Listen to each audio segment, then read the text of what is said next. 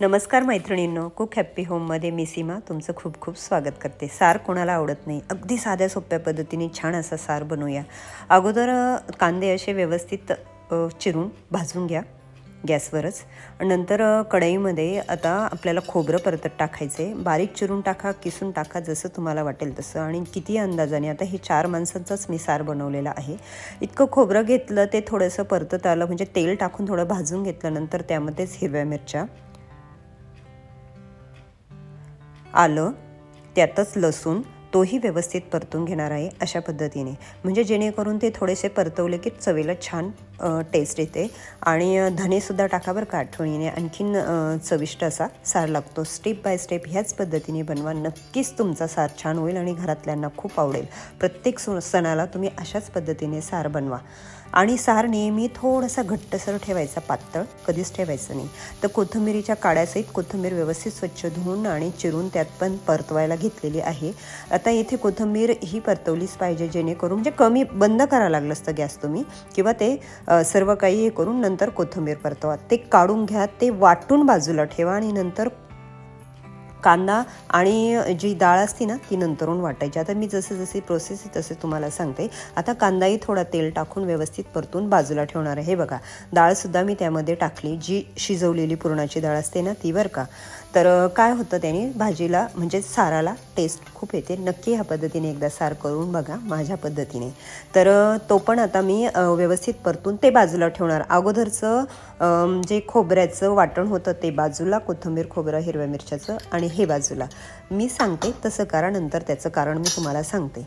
तर मी आता एक वाटण करून घेतलेलं आहे आणि जिरे, मोहरी, हिंगाची फोडणी देऊन कढीपत्ताही टाकत आहे। आता इथे आपल्याला तुम्हाला किती मसाला टाकायचा, घरातील जो काळा भाजीचा मसाला असतो तोच टाकायचा, इतर वेगळं काही टाकलं पाहिजे असं काही नाही।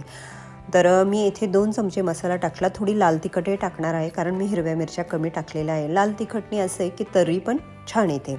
हळद टाका आठवणीने।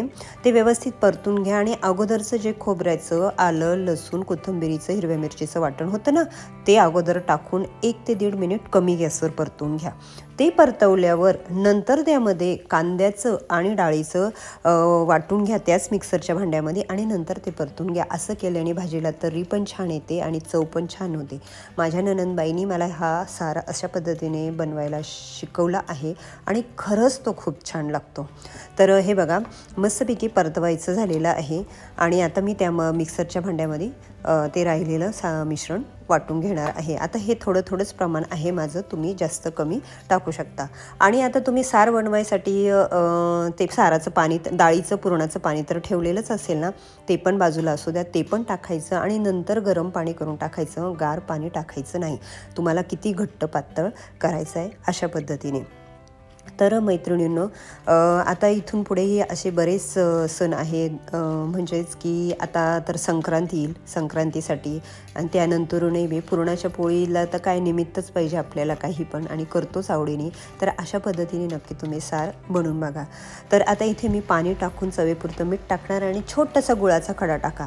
आता तुम्ही असं म्हणू नका, ही गुळाचा खडा टाकल्याने गोड होईल, गोड बीड काही होत नाही। अहो तुम्ही छोटासा टाका ना, तुम्हाला थोडे मी मोठा टाकायला लावते, अगदी म्हणजे असं छोटी सुपारी असते ना तेवढा।